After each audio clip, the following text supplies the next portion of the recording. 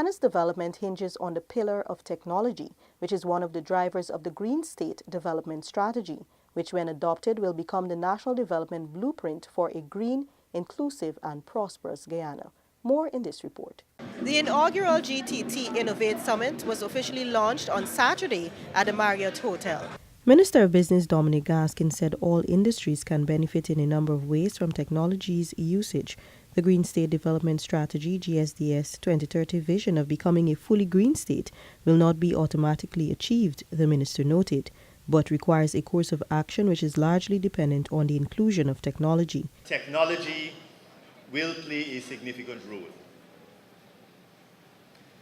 Guyana's draft Green State Development Strategy is close to completion and will be finalized through consultations with various stakeholders.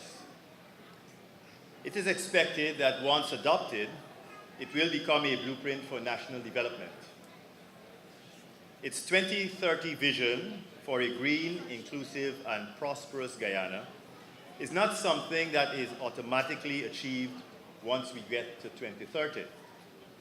We have to follow a course of action to get there, and technology will be a major factor in getting us there. Chief Executive Officer of the Guyana Telephone and Telegraph Company, Justin Ned, underscored that a telecommunications network is not about empty talk, but is serious about showcasing the experts in technology.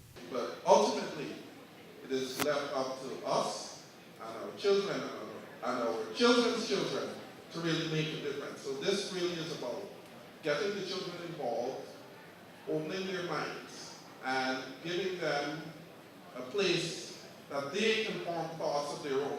First Lady Sandra Granger, who plays a role in pushing the establishment of science, technology, engineering and mathematics, STEM Guyana robotics clubs throughout Guyana, was present at the event and visited several booths. Cosplay, robotics and gaming were some of the features of the event.